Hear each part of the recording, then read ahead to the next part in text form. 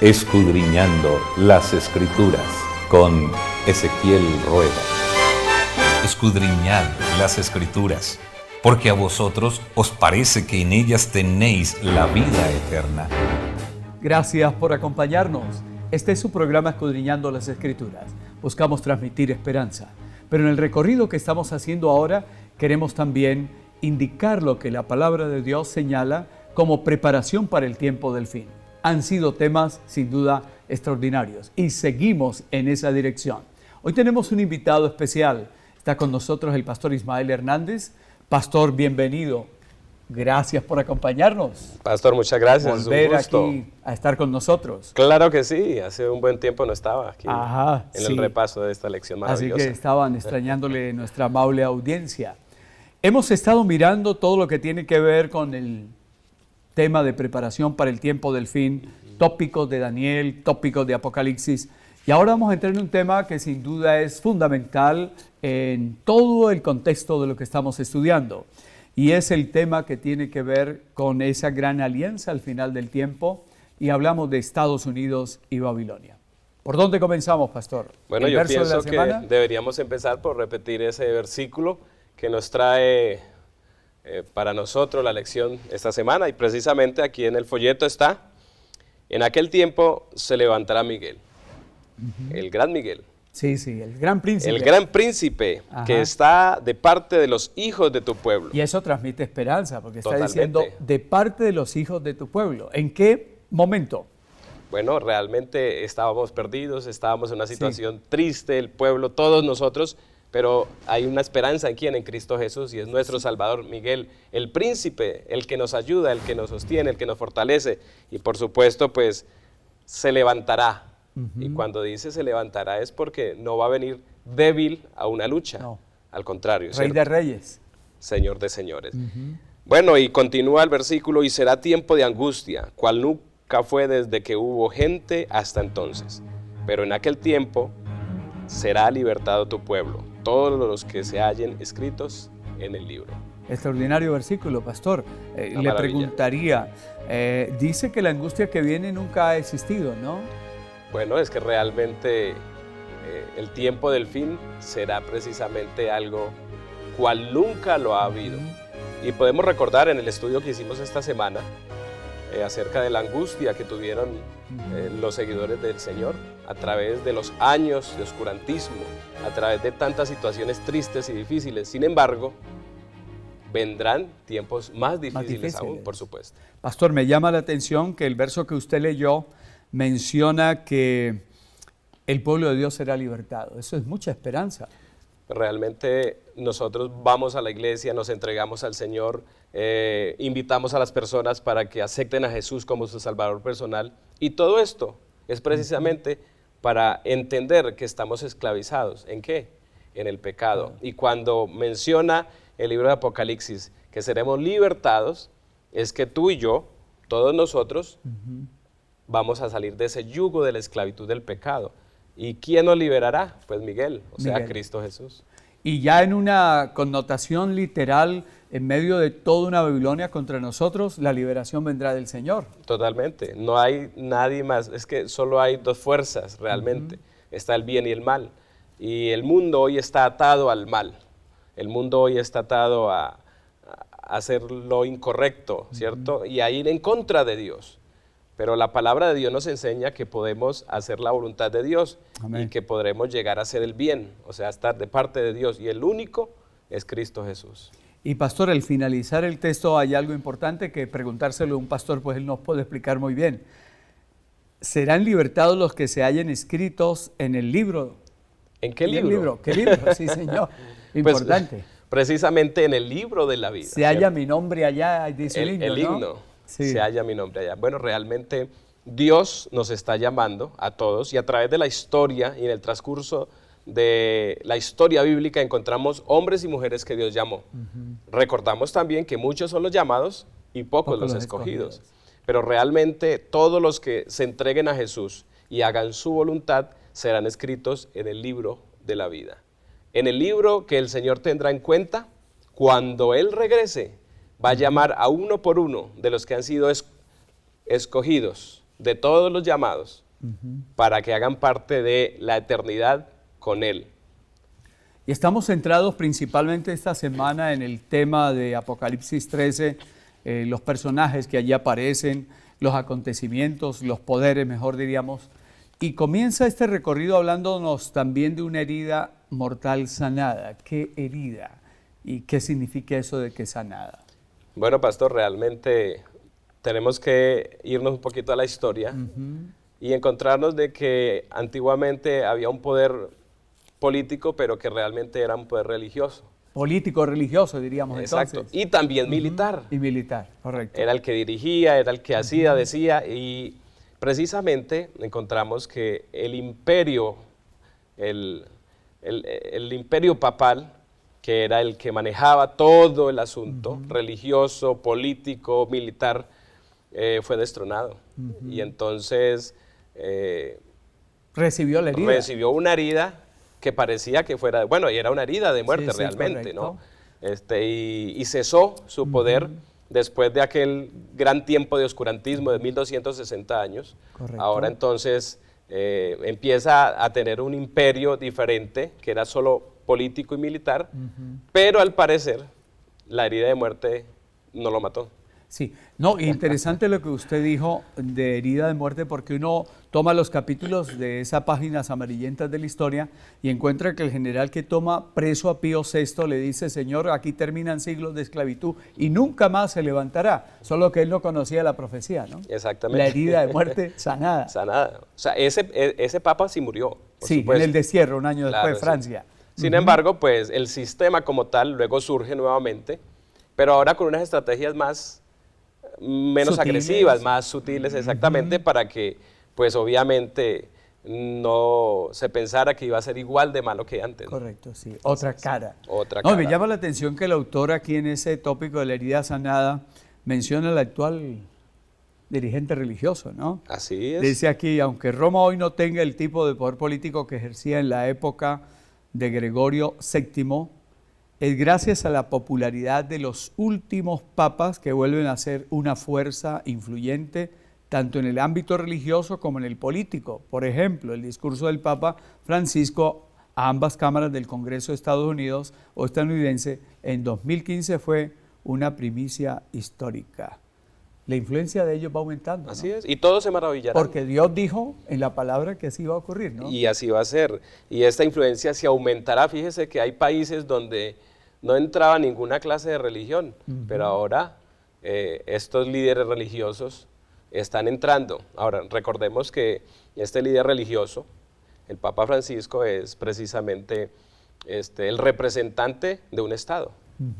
Así que es políticamente religioso. Así es, sí. Nunca había estado en Naciones Unidas un papa, ni Y en ya la lo Casa estuvo. Blanca dando su discurso, ¿no? Así es. Así que la herida está siendo sanada. Y todo esto, pastor, hace parte de la profecía. Se va a cumplir. A veces a nosotros nos da miedo, como que nos intimida un poquito el asunto, pero realmente nosotros sabemos que todo esto se desencadenará porque así es la profecía. Y esto va a ser que poco a poco se acerque el tiempo del fin. Así que tú y yo necesitamos prepararnos porque muy pronto todos estos acontecimientos seguirán uno tras otro de tal manera que Cristo va a venir pronto. Sí. Y dice el autor de la edición que la gente se pregunta, y con mucha razón, ¿cómo va a tener Roma esa influencia en el mundo hoy o en el futuro, como dice Apocalipsis 13? Y por eso aparece en la escena otro poder, Estados Unidos de Norteamérica. Así es, y es que es una potencia económica, es una potencia militar, es una potencia que ejerce su poder en casi todo el mundo, ¿no? Así que pues hay dos potencias allí, ¿no? Lo que es Estados Unidos y también entonces está la potencia religiosa, la cual está ya interviniendo y teniendo tantos acercamientos de tal manera que realmente allí entra ya a jugar un papel en la profecía, Estados Unidos. Y es que hace parte pues de que el poder papal pueda ingresar y ser parte entonces ahora para poder manejar, arte y parte, ¿no? Para poder manejar todos los sistemas a través del mundo. Debe estar en todas las potencias y lo está haciendo y lo está logrando. De acuerdo a lo que usted nos dice, pastor, encontramos que ese principio bíblico que que dice que la historia se repite, ya ese pasado nos señala de que así fuera el pasado, así va a ser en el futuro, pero ya en una manera más intensa, ¿no? Así es. ¿Y cómo así cambian las cosas, pastor? Estados Unidos fue la potencia que permitió que el evangelio allá saliera para todo el mundo. Así es. Y ahora en un país que nace con ideales protestantes termina convertido al catolicismo. Y ahora viene otro papel. Así es, porque realmente Estados Unidos era un país bastante protestante, pero bueno, está previsto precisamente, y eso hace parte de la profecía, que Estados Unidos, pues como es una potencia, ¿a quién más que buscar a Estados Unidos para aliarse? Claro. Si es el patrón, es el fuerte, no solo de América, sino del mundo. Así que ante la pregunta de cómo va a tener más influencia, la Biblia está dando la respuesta, ¿no? Dando la respuesta. Pastor, encuentro un detalle que es importante en el cual quiero detenerme también, y es que el comentario dice que en Apocalipsis capítulo 13:5 se menciona que a la bestia que precede a esta y que desde siempre los protestantes han considerado que es Roma, se le dio poder por 42 meses. Entonces, ese periodo del pasado y toda esa persecución nos da seguridad de que eso se cumplió y que lo que falta se va a cumplir Se también. va a cumplir, por supuesto, y obviamente en ellos, o con ellos, con Estados Unidos. Realmente todo esto nos lleva a algo interesante, que es el tópico siguiente, que es la adoración. Correcto.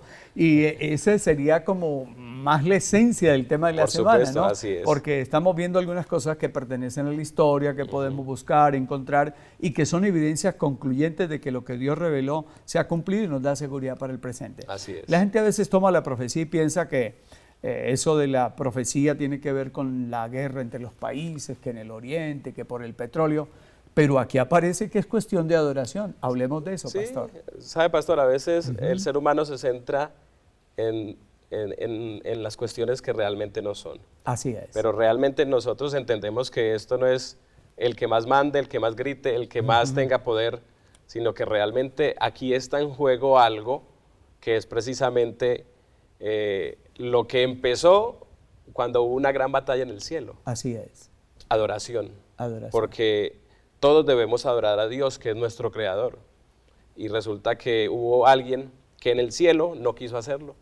Hubo alguien que en la tierra, cuando era Adán y Eva, precisamente los primeros hombres aquí en la tierra, pues tomaron la decisión de quitar su mirada en la obediencia, y ahora nosotros tenemos la importancia de fijar nuestra vista en Cristo Jesús y hacer de Él nuestro centro de adoración. Y es precisamente lo que el pastor comentaba, que aquí no es que las guerras por el petróleo, y todo esto nos desvían realmente, pero el Sofismas centro, de distracción, ¿no? Exactamente, sofisma, el foco principal del asunto de salvación o perdición es la adoración, y por eso Apocalipsis menciona, ¿no?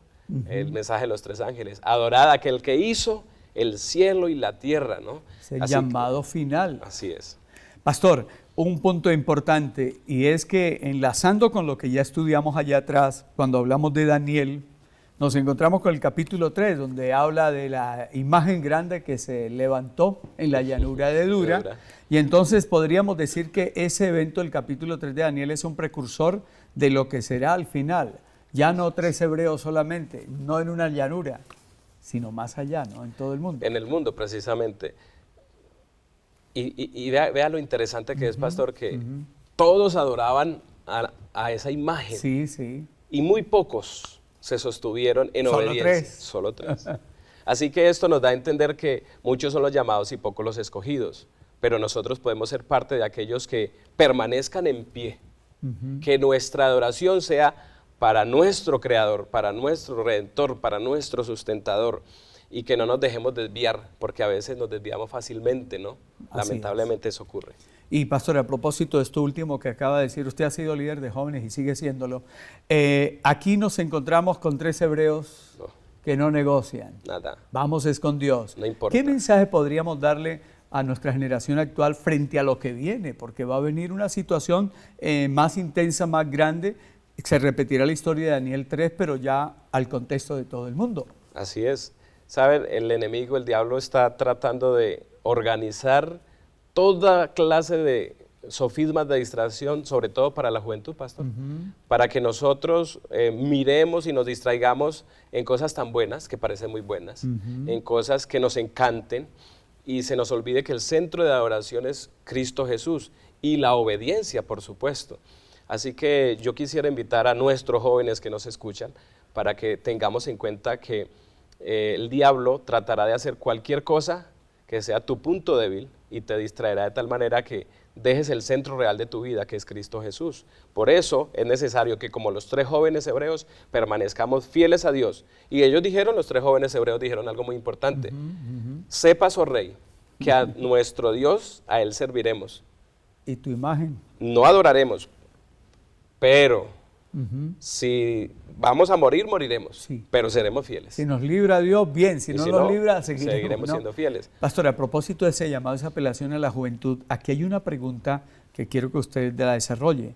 ¿De qué modo podemos asegurarnos de que no estemos participando hoy de ninguna adoración falsa?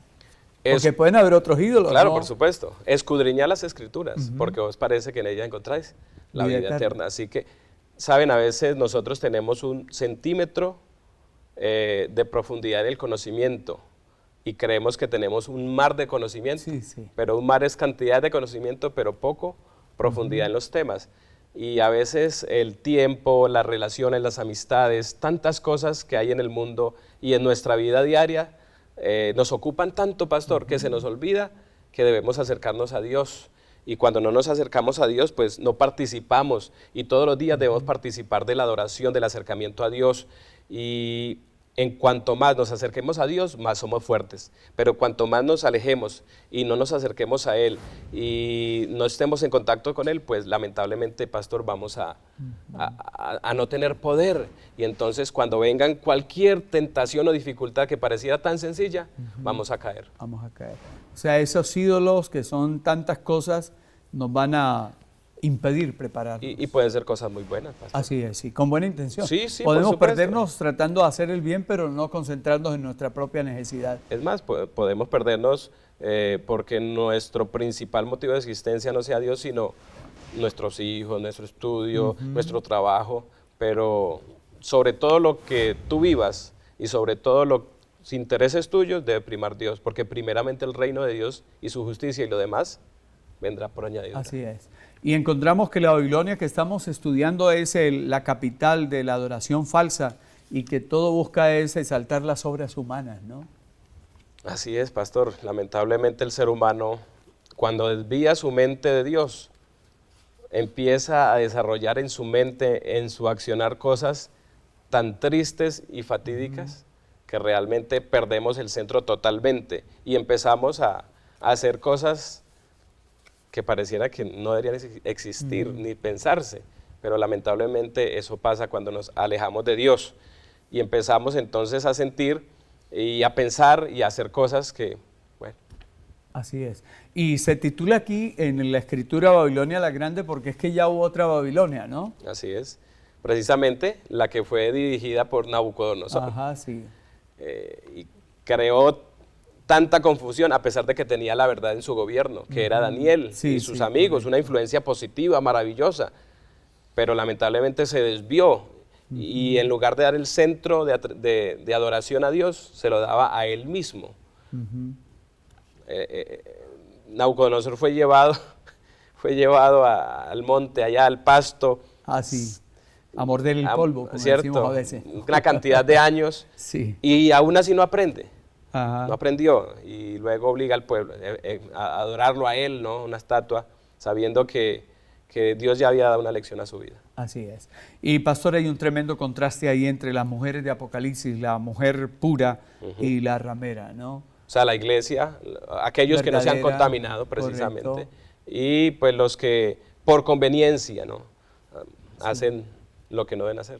Y mencionaba también la lección que es sutil el engaño de Babilonia porque hay una apariencia externa de verdad, mientras que dentro está un vino de corrupción, de concupiscencia, de enseñanza falsa, ¿no? Sí, totalmente. Y pastor, nosotros debemos recordar, y amigos, que una verdad a medias es una completa mentira. Correcto. Y a veces eso es lo que las personas no analizan y las personas van y escuchan y simplemente no analizan ni escudriñan, pero es necesario que escudriñemos, por supuesto, para que no nos dejemos engañar.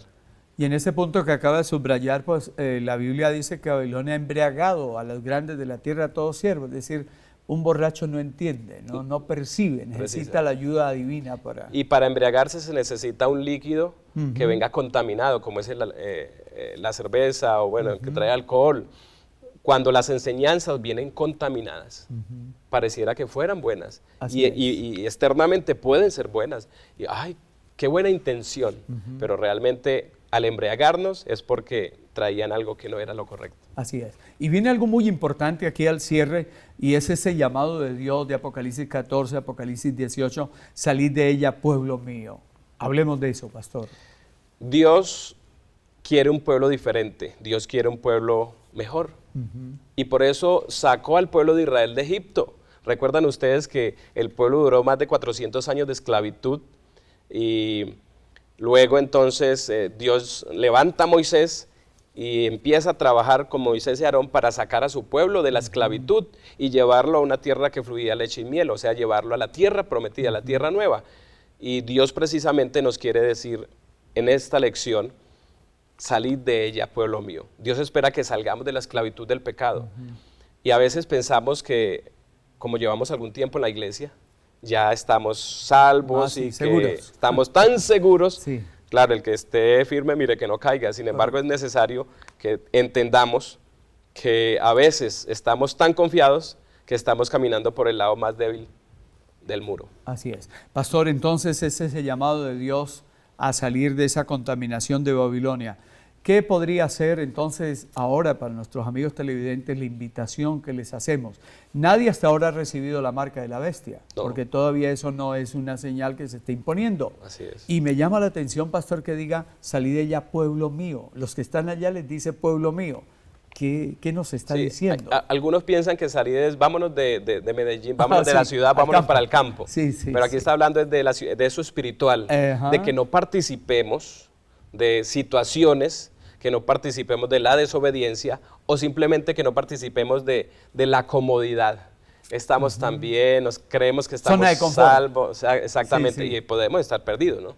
Entonces es necesario que tú y yo, apreciados amigos, nos afiancemos en la verdad, en el conocimiento de la palabra de Dios y siempre estemos firmes, encontrando en Jesús nuestro único y suficiente Salvador personal. Eso es importante, pastor, lo que usted ha dicho, no es pasar momentos de camaradería, estar reunidos, es vivir una sincera comunión con Dios. Con Dios, totalmente. Pastor, muchísimas gracias por compartir con nosotros estas lecciones que nos permite hablar de esos poderes que en la historia actuaron, pero que volverán a actuar.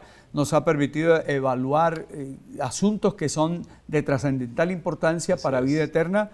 Dios nos ayude para confiar más en Dios y tener comunión. Pastor, amén.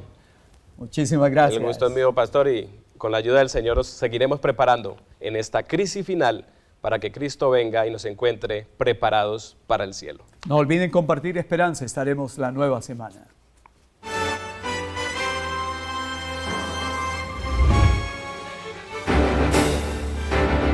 Hacemos nuestros ojos, se acerca su venida. Se oyen ya los pasos del Rey que se aproxima.